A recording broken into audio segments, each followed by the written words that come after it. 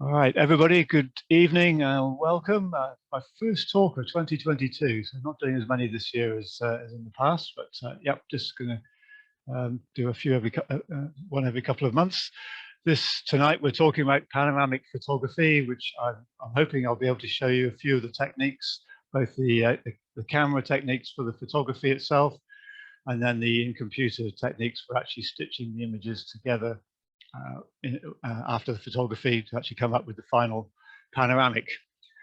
So, so the question then is, when we start, is what is panoramic photography? Well, it's churning out images, producing beautiful works of art. Images that are rather like this one, which are not the normal 35mm type image format, but are rather long rectangles, which may or may not have a wide angle view, but which nevertheless have a long rectangular shape, and which are mostly created by stitching together multiple successive images. The simplest way to create a panoramic is just to take a normal shot, normal format shot like this one, and if you've got loads of empty space, like empty sky above, and also perhaps not so much going on down at the bottom, you could just crop it and end up with a panoramic shot like that, which actually was my opening shot, which was a picture of Weymouth Harbour. That was done in that way. It's a very quick and easy and simple way of creating a panoramic picture in terms of the shape, at least. There are two main drawbacks to doing it that way. The first is that you end up, of course, with a relatively small file, whatever file size your camera is producing. When you crop the image like that to create a panoramic format, you'll then end up with a much smaller file, so you're losing and chucking away pixels straight away. Secondly, also, you're doing it this way, you're not going to be able, or probably won't be able to generate as wide a view as is possible by shooting multiple successive images in a big grand sweep across the view and then stitching them together afterwards. So this image, as I said, was taken using a standard picture and then just cropping it down. And then the next shot shows what you can do with the same view if you take maybe 7 or 8 images in a sweep going from left to right or right to left, whichever way you want to go, and then stitching them together in the computer afterwards. So you get a really broad, wide view. It doesn't have to be a wide view, but a lot of panoramics are a really nice wide view, and which also, of course, is a very large file. Maybe 200 or 300 megabytes is quite a common file size to have as a panoramic. So you need a bit of computing power actually to be able to handle these images and actually to be able to create them. But I think most computers these days can handle that sort of thing. So that's kind of the end product that we're looking for with these images. Once you've done those images, then put them in the computer. And if you're shooting in RAW, then obviously you need to process them first to create TIFFs, and then maybe JPEGs if you want to work on them as JPEGs. If any changes you make to the images, like changing the color balance or the saturation or the contrast, for example, you need to apply to all the images. So basically, you apply them to one image first of all, and then you apply the settings that you apply to that one image, you apply them to all the images. So you don't have sort of one image looking rather different from all the others. You make sure that they all have the same sort of color settings and contrast settings, etc. So then you can merge them together and have a picture that looks quite seamless. Anyway, talking about merging the images into a panoramic in Photoshop, there are other softwares that can do this, of course, but I usually use Photoshop for doing this. And I was going to do a live demonstration, but then I realized actually sometimes it takes quite a bit of time to actually merge the images together. So rather than sort of spend time just sitting there waiting for the images to merge, I would just go through with a sequence of screenshots and just show you the process. Basically, got Photoshop open, and to get to the panoramic creating part of Photoshop, you just go to File and Automate, and then this element at the bottom called Photo Merge, and you click on that, and that will start the part of the software for panoramic processing. And what comes up is this little screen, and to get the images you want, you just click on Browse and then go to the folder or wherever your images are, and then load in the images you want to use. Here we have 7 images, which were shot as RAW, but I converted them to TIFF before doing this. And then down the left-hand side, you've got different methods of creating the panoramic, I just leave it on auto the whole time because that produces the most realistic part or types of panoramics in my experience. There are other things you can use just to create rather artistic creations like collage and reposition, which create rather artistic sort of productions rather than realistic. And then down at the bottom, you've got various checkboxes, obviously blend the images together. Obviously, that's exactly what you want to do. So that's ticked all the time. Vignette removal, you might want to tick that if you've got some vignetting, that is darkening in the corners of each of your images. Geometric distortion, I've used this a couple of times and I don't particularly like it. It usually ends up me having a sort of curving horizon, which doesn't really please me very well. And then content aware fill transparent areas. What that is when you match the images up, very often you'll end up with spaces around the edges where you've got transparent areas where there's nothing that's actually there's no image data. So if you didn't if you don't have this checked, then you'll end up having to do some cropping of the final panoramic to remove blank areas. If you have that ticked, well, I'll show you what happens later. Show you how well that works.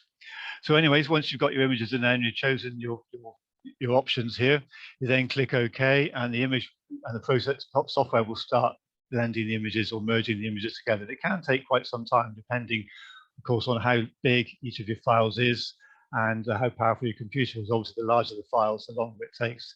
If you're using TIFF files, it can actually take a certain amount of time, especially if they're 16-bit. But these are 8-bit. It doesn't normally take too long. So what you eventually end up with is this, which is the initial sort of merging of the images. You see it's still in multiple layers. Each of the composite images is in a different layer. And if you look carefully, you can see little white lines where the images are sort of merged together. What you do next is flatten the image. So you go to layer, flatten, and then that will flatten the image into a single layer. Then all these little white lines where the joins, you might say, will disappear, and you'll just have a single image here, just as a single layer as the background. And then you would crop this image to actually create the final panoramic. This is shot without the transparency, content-aware transparency fill-in ticked. If you were to tick that box, then what you get is this. It's still the initial image is still in multiple layers, but you can see you've also got selection showing where the computer software has interpolated what it thinks should be there. What would have been transparent, empty pixels is now interpolated what it thinks should be there, and has come up with actually a pretty darn good match. And it's really this is really quite effective. So when you then hit flatten, when you then flatten the image, again all the layers disappearing and just the background, and then this selection highlighting disappears. You just end up with an image which is absolutely spot on in terms of creating your finished panoramic. Let's see what we've got here. And so there is the finished panoramic shots produced in that way. So that's kind of the steps you would take for making this particular panoramic. I'm just going to show you one or two others produced in the same sort of way. This one is just an evening shot taken at Brixham Harbour in South Devon. Again, just a sequence of 7 or 8 pictures. I'm not sure if I've got 5, yes, 7 images to create a single panoramic, just sweeping across at dusk with quite a bit of overlap from one picture to the next.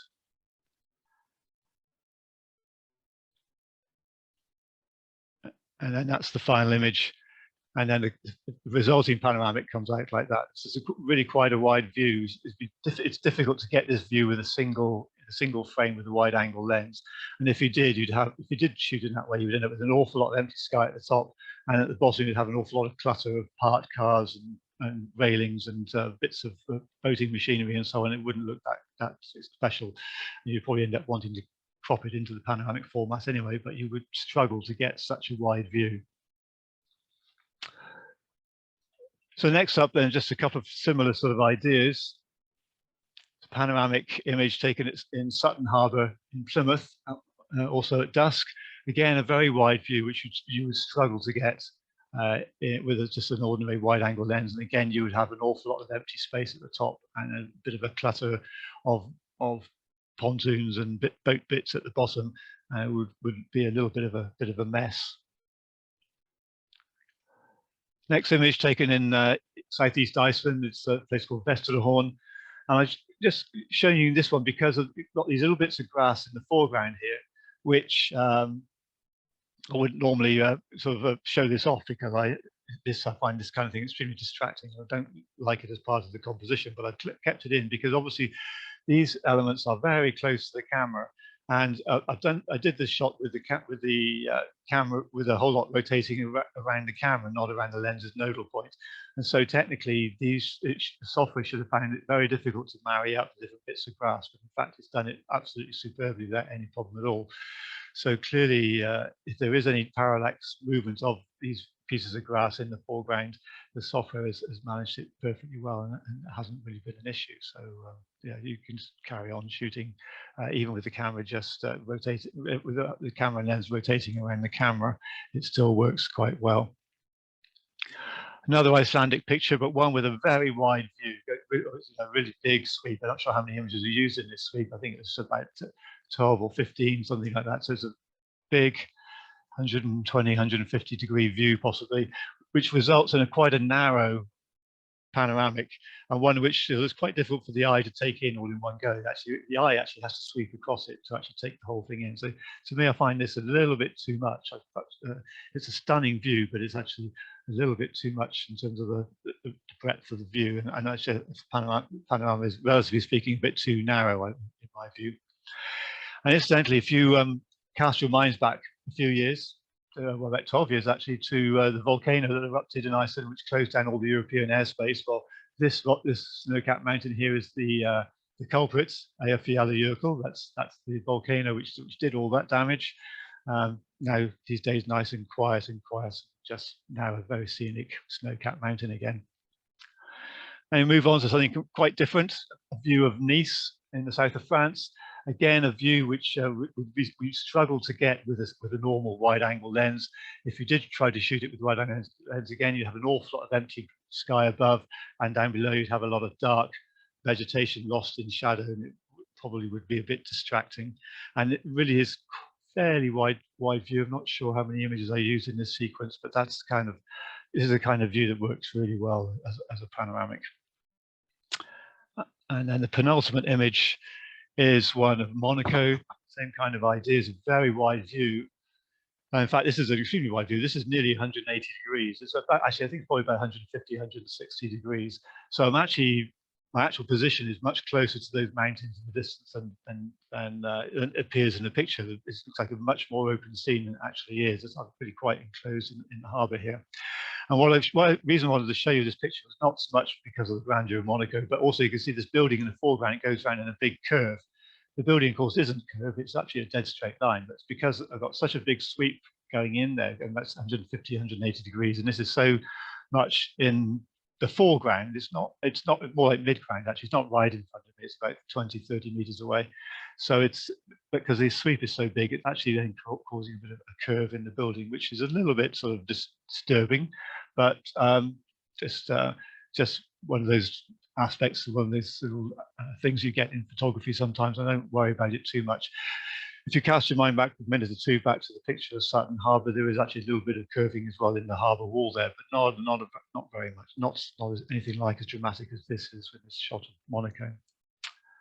And then finally, we have the inside of the Colosseum in Rome. Again, it's quite a wide, shooting a whole really wide view of the interior of the Colosseum is actually very difficult because obviously you can't step back too far from it, and it's really a wide sweeping view. So I took this panoramic instead. I didn't do the full width of the whole Colosseum because as you might be able to see, it's just going down into deeper and deeper shadow as I go off towards the edges of the scene. So I didn't really want to have too much of the picture in shadow, especially when the area straight in front of the camera is in nice evening sunlight. So it's a panoramic of as much of the Colosseum as I could manage in this kind of sweep. And actually this one is with the camera handheld, because I was in there really as a tourist. I didn't have official permission to shoot in there, so I didn't really feel able to use the tripod, just shooting handheld and just doing the sweep with the camera held vertically. just handheld for that sequence. So that actually is the panoramic. That's the talk, just the usual final slide to just remind you of what's going on, things happening. Obviously, the website, nigelhicks.com, the usual place for image galleries. Look at, actually haven't updated the galleries for a while. That is going on the list of things to do quite soon. And then this year's photography workshops kicking off, the 2022 workshops kicking off just this coming weekend. Saturday will be the first workshop, low light photography in Exmouth. Still a couple of places left if anybody wants to sign up. The next one after that will be South Devon coastal photography on the 23rd of April. And then I say all the workshops are listed on the website if you want to go there and see what's available. And then also in terms of all these talks, there's listed videos of all these talks. Past talks are on the website as well, along with photography blogs as well.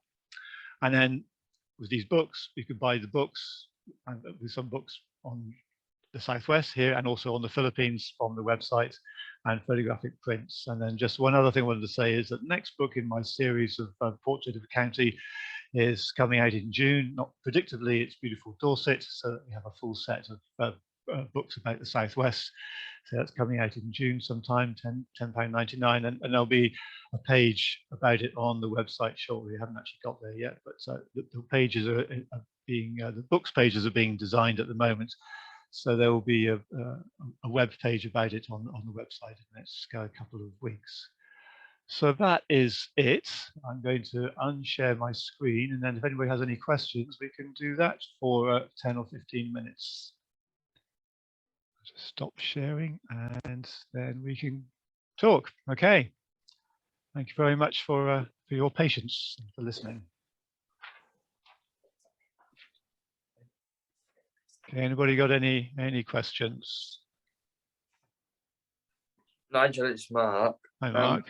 That gadget you had to put your camera vertically, some recommendations, if you would, that'd be really helpful. In focusing then. Right, okay, well, there's basically two completely different sets of kit. There's the focusing rail, which you would have seen in my close-up talk last year.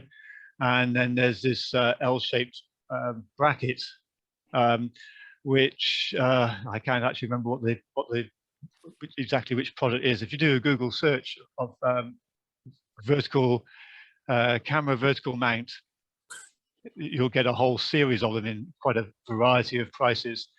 You need to make sure it's got several sort of settings, several different types of holes in the base plate of it, so that you got the right hole for your particular base plate. So you need to be wary of that. Obviously, if you buy anything online, you can send it back if it's not right. So that's not the problem, but just will waste a bit of time. And similarly, really, for the focusing rail as well. And you can pay a huge amounts of money for focusing rails. And that one I'm using there costs probably no more than £20 or £25 or so. But you can buy them, pay sort of several £100s for them, which is just insane. It's, you can buy a sort of slightly more upmarket version than the one I have, which actually has screw knobs which you can turn, which will move the rail back and forth very, very smoothly, which obviously costs a little bit more. But the one I've got is much more crude. You just put it back and forth. It doesn't slide all that smoothly, but it works perfectly well. Yeah. Okay, thank you. That's fab. I think I've seen some on Amazon. There's quite a few on Amazon. Yeah, yeah. There's a lot of that sort of stuff on Amazon for sure. Yeah, yeah. I think newer. Is it newer? They make one. Yeah, yeah. They've got a lot of little products like that. Yeah. That company. Yeah. That's fab. Thank you. You're welcome. Anybody else? Yeah, if you like. It's like a couple of things back quickly on the L brackets. Okay. I acquired one fairly recently. All right. I agree they range in prices hugely from not very much to you paying for somebody's name. But I did manage to find one that also accommodated my battery grip attachment. So your what grip? The battery. So I got a battery grip attachment. Oh, okay. All right. So, all right. And I can't remember now, but I think the bracket itself was only about 20 quid as well. Yeah. And it was specifically designed for the camera and that attachment. Oh, okay. And I'm really pleased. That's worked really well. It means I can actually change my battery without taking the L grip off, which is really useful. I've got a couple of other questions, if I may. First one's quite quick. Is what do you trust most? The bubble on your spirit level on the tripod head, or the leveling lines on the camera? I have this problem all the time. Yes, what you're referring to is obviously the bubbles on the spirit level versus the digital leveler in the camera. Well, it's a really good question because on my they are different. They don't come up with the same answer, and I struggle to remember and to work out which one is actually the accurate. It really ought to be the bubble, like the bubble, the air bubble in the liquid ought to be the one that's absolutely accurate. But I can't be 100% sure of it. So it depends how well the fluid is moving. The actual sort of spirit level unit is fitted into the tripod head, I guess, which I guess is one of the things you would pay less or more for. Possibly, but the bubble should always the bubble will find itself. The bubble should always settle in the middle if the but if the blinking circle on it isn't in the right position. Okay. If you talk about the circular one, see what I mean? Yeah, how well it's been. If you talk about the circular one for the actual tripod itself, sure. Interesting thought. And my other question was a little bit more technical and prompted when I saw that train going past when you're at the beach. Moving objects in the panoramic. Yeah. How do you do? I mean, so you could either end up with a really super duper long train, or say like the old school photo with the same kid in the group photo about a dozen times, or sort of birds and people. Say, I thought the software seemed to resolve the issue with the waves quite well. Yeah. But in terms of other things, have you got any thoughts on that? The software does resolve most of these problems really well. In terms of sort of say, like you say, with the sea moving waves, it seems to resolve it incredibly well. And also with people walking through the scene, it seems to resolve that incredibly well. I've never yet had a situation where I've ended up with a panoramic where we've got the same person in the picture twice. That has not happened. So the software is clearly working really well to work out where that person should be. Unless they take their jacket off. Yes. yeah, maybe. It's a possibility. In terms of trains, that's a really good question, actually. I've not actually tried that out with a long train, whether you end up with a super duper long train. It might be an interesting artistic effect. It might well be, and it might be worth testing that out just to see what happens. I have a sneaking suspicion the software would handle it and work it out, but it might not. You might end up with a train with 4 ends and a very long and being very long. I wondered whether you could make it or overwrite some of it. Anyway, that perhaps that's something to play with sometimes. I think so. I think that would be an interesting little game or a little experiment to try out to see exactly what happens. Fabulous. Okay, thanks, Nigel. You're welcome.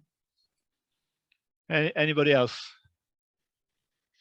Nigel, is there any way that you could use this panoramic mode to mimic a wide-angle lens, like a 16mm lens, if you didn't have one?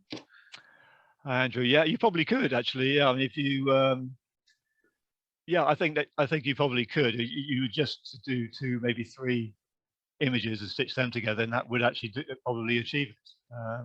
I haven't actually done a direct comparison to see what they come out with, but it would be an interesting idea just to see. And certainly, I have done panoramics where I've done just 2 or 3 images stitched together, and it works perfectly well. But I haven't done a direct comparison between that and what I would get with a standard 16mm lens. I think you might then still have to crop the image that you get from the 16mm picture to get from the 16mm lens to get the actual same shape of the picture, but the angle of view might be pretty similar. Yeah. Anybody else? It's Mark again. Sorry, mate. When you blended those together, you had TIFFs. What was the reason why you had TIFFs? Just for to be absolutely assured of maintenance of image quality. All my images I work on as TIFFs. I only convert to JPEGs when I'm actually submitting images to an image library or a magazine or whatever. Everything that's on my computer, stored on external hard drives, is all stored as TIFFs, and I only go to JPEGs when I'm actually uploading images, say to an image library or a magazine or whatever, just to save space. But otherwise, all the work is done with TIFF files. Okay, does that have an advantage of TIFFs over RAW? Is what then? Because I thought RAW was the negative of the picture, as it were. That's very true. Yeah, it's just the TIFF is then for final image. the raw is kind of just the canvas and the raw piece of artwork, which is not finished, whereas the TIFF is kind of the finished artwork. Okay. So that's really why then we'll create sort of the finished artwork, you might say, with in raw, and then convert that to TIFF. So I got that locked in as a TIFF picture. I got you. Okay, that's fab. Thank you. There's Nigel. There's no compression on a TIFF. That's so if you've got a 10 meg file as a raw or a 20 meg file as a raw, your TIFF will also be 20 megs. Actually, that's not entirely true. As a raw file, say you've got a 10 meg raw file, then your TIFF file will actually come out 3 times the size. It will come out as a 30 megabyte file. Yeah. And there is compression available on the TIFF file, but it's only down to about 50%, not like a JPEG where you can compress it down to sort of a tenth of the size or even more than that. Maximum compression you can get with a TIFF file is about 50%. But I never use the compression on TIFF file because I just don't want to risk losing image quality as a result of compression losses. Yeah. The other thing that I've got is a leveling head on my tripod. So if the tripod is a little bit on the wonky side, you can level it up on a leveling head. Sure. Yeah. My tripod has a built-in spirit level on it, so that can tell me. But if you've got a leveling head on top of that as well, then that helps too. It's easier than trying to adjust the legs. Yeah. Yeah. Okay. Yes. All right. Yeah. Obviously, the thing is, even if you've got the tripod head level, if the tripod itself is leaning slightly, then as you rotate the camera, then the whole thing will start to tilt. So you need to have both the tripod and the tripod head absolutely level. Because if the tripod is leaning slightly, then the central column will be leaning slightly. So even if you've got the tripod head level, then as you turn the tripod head, that will then start to do that, and so your whole thing will start to lean over a little bit. So you want to make sure you don't have that problem. So you've got to level the tripod itself and level the tripod head separately. It's a pain in the backside, but it saves an awful lot of time later on trying to correct wonky horizons. So Nigel, you can't actually tip the camera up or down. That's got to be vertical. That's got to be dead upright when you're doing it. As it, you can't tip the camera down to actually change the composition up or down. Yeah. No, you can do that. Yeah, you can do that. You want to have the camera vertical for shooting each image in sequence. And you've got to have it absolutely level in terms of the side to side. But if you want to point the camera down to a composition or point it up to something higher up, you can do that. It might change the perspective a little bit as you rotate around, but I've not yet found it to be a problem. No. I suspect if you did it in an extreme way, pointed it really down or pointed it up a lot, then it probably would change the perspective and muck the perspective up a little bit. But not found it to be a problem so far. Yeah, I do astrophotography, and you do a landscape one row, and then you take it up and you do another landscape. Yeah, I've not touched on that style of photography. There is it kind of fits into the panoramic techniques, but you end up with a really super duper square image or sort of standard shape image, but which is hugely big. So you might do 3 successive images, for example, or 5 or 6 successive images going across, and then you would go down and you do the same again, going the other way, low down. So you end up with 2 rows of images, which will create you a really massive image file, which is not panoramic in the sense of being a long rectangle. You may actually come up with an image that is the normal sort of shape, but is absolutely huge. I mean, a lot of these panoramics that I'm shooting, which are actually just long rectangles, could be between 200 and 400 megabytes. So if you do what you're doing, about doing two rows of separate images, then that could come up to, you're looking at 600-800 megabytes easily. So serious image processing power then needed. Yeah. Okay. Anybody else? All right. So if nobody else wants to ask any questions, then what about in-camera panoramic ability? Oh yeah, well certainly with phones it works incredibly well, doesn't it? And I haven't actually tried it out in any DSLRs. I'm not sure if my DSLR has it or not actually. I generally find that the in-camera facilities don't work quite as well as the in-computer softwares for obvious reasons. But certainly if you're shooting with a phone, you just press the shutter button and just pan the camera around, and it does it all for you. The results can actually be amazingly good. quite like the effect. And I'm not sure. I haven't actually looked deeply at what the quality of the resulting image is. No. I suspect that I know that on my camera, which is quite a not exactly top end, but quite high end Samsung, the standard stills images are pretty good, but when you put them at 100% on the computer screen, put them against something shot on my Canon 5D Mark IV, doesn't really hold up. I suspect it will be the same with the panoramics as well. Yeah. Yeah. Fair show.